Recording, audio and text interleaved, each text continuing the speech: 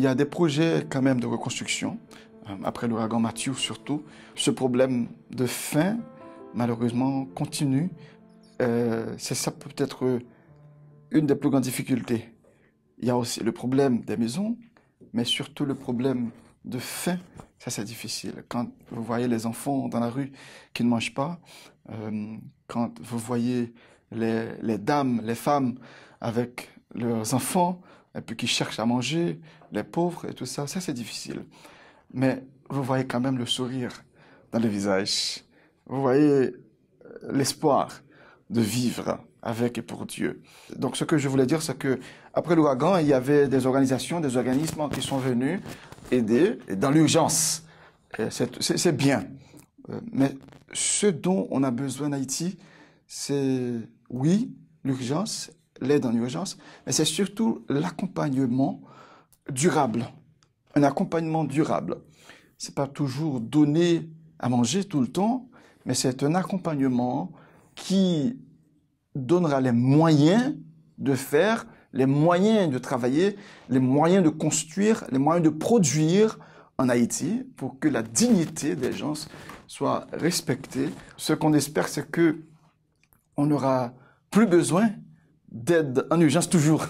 Pour le moment encore, c'est bien pour l'urgence, mais on ne peut pas toujours vivre en urgence.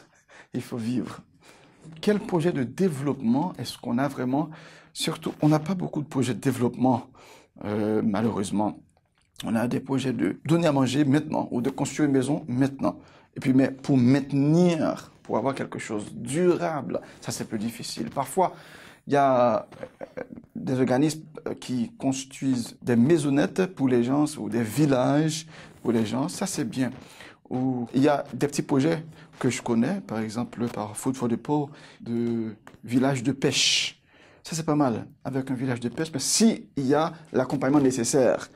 Parce que donner des trucs, des petits bateaux, c'est bien, mais aussi de l'accompagnement pour pouvoir montrer comment faire un small business, comme on dit aux États-Unis, comment faire ça et comment gérer ça, comment comptabiliser les choses, des petites choses comme ça. Come vi state organizzando come diocesi di Ansavo e diocesi di Lugano per il progetto che è in corso?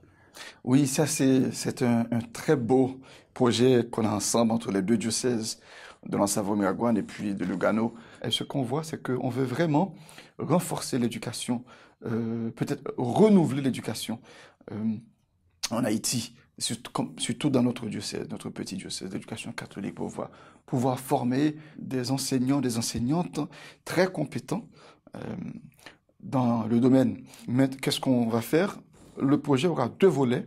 Le volet de formation initiale pour les gens qui commencent à zéro et aussi un autre volet pour ce qu'on appelle en Haïti le recyclage.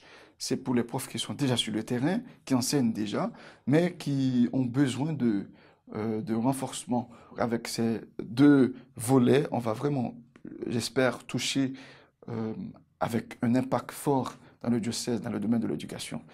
Donc, on est tous heureux de recevoir ce projet, de travailler sur ce projet. On espère commencer bientôt, peut-être à la fin de l'année, Dieu voulant. In questo tipo di progetto qual è il coinvolgimento della popolazione locale?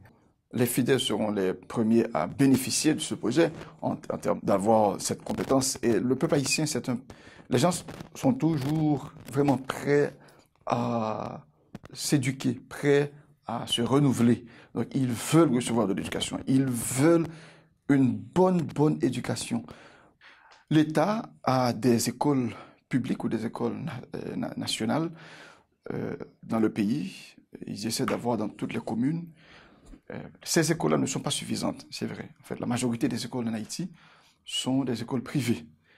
Et parfois, l'État n'a pas de contrôle, tout le contrôle sur toutes ces écoles-là. Mais l'État essaie quand même. Et l'État aussi a un bon rapport avec l'Église. Donc, quand on essaie de faire quelque chose, l'État va écouter un peu, l'État va soutenir un peu.